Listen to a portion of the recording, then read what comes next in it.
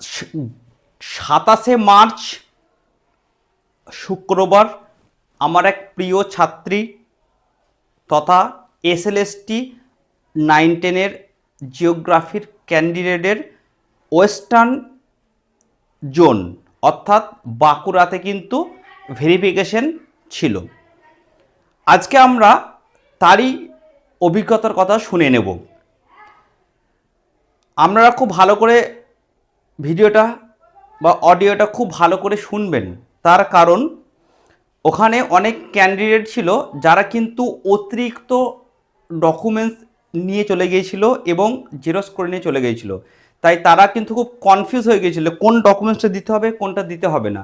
তাই কোন কোন ডকুমেন্টস আপনাদেরকে পরপর সাজিয়ে নিয়ে যেতে হবে আপনারা আমার এই চ্যানেলে পেয়ে যাবেন, সেগুলো পরপর আপনারা সাজিয়ে নিয়ে যাবেন।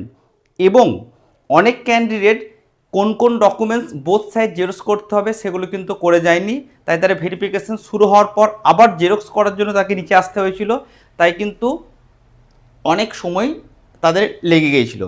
তাই আপনারা আমার চ্যানেলে কোন কোন ডকুমেন্টস নিয়ে যেতে হবে এবং কোনগুলো বোথ সাইড জেরক্স করে নিয়ে যেতে হবেন খুব সুন্দর করে পেয়ে যাবেন এবং সেগুলো নোট করে যান এবং দুটো কপি পরপর সাজিয়ে যান। এইভাবে যদি আপনারা পরপর সাজিয়ে যান তাহলে কিন্তু আপনাদের খুব কম সময়ের মধ্যে ভেরিফিকেশনটা কমপ্লিট হয়ে যাবে, তা নাহলে কিন্তু আপনাদের একটু সময় লাগবে। এই ভিডিওগুলো কিন্তু এই কারণেই দেওয়া যাতে আপনারা খুব কম সময়ে ভালোভাবে ডকুমেন্টস ভেরিফিকেশনটা করে বাড়ি ফিরতে পারেন। চলুন তাহলে এরপর আমরা আমার প্রিয় ছাত্রী তথা এসএলএসটি 9-10-এর জিওগ্রাফি ক্যান্ডিডেটের ভেরিফিকেশনের অভিজ্ঞতাটা একটু শুনে নিই। নমস্কার, আজ 27/3/2026। আজ আমার সেকেন্ড এসএলএসটির ভেরিফিকেশন ছিল ওয়েস্টার্ন রিজিয়নে বাঁকুড়ার মাচানতলায়। আমার সেকেন্ড হাফে ভেরিফিকেশন ছিল। আমি মোটর সাইকেলে গিয়েছিলাম, 1:30 নাগাদ পৌঁছে গিয়েছিলাম। দুটোই গেট খুলে ওখানে বসার সুব্যবস্থা রয়েছে। তারপর একজন স্যার এলেন, উনি কি লাগবে সেগুলি একবার বলে দিলেন এবং ঠিক করে গুছিয়ে নিতে বললেন। তারপর নাম ধরে ধরে এক একজনকে ডেকে নিয়ে গেলেন। ওখানে দুজন স্যার আছেন, একজন অরিজিনাল এবং অন্যজন জেরক্স চেক করছেন। তারপর কেউ কেউ এত বেশি ডকুমেন্টস এনেছে, সে কি করবে সে সব গুলিয়ে ফেলছে। আবার কেউ কেউ মার্কশিট বোথ সাইড জেরক্স করেননি, তারা সেখান থেকে বেরিয়ে জেরক্স করে আবার জমা করছেন।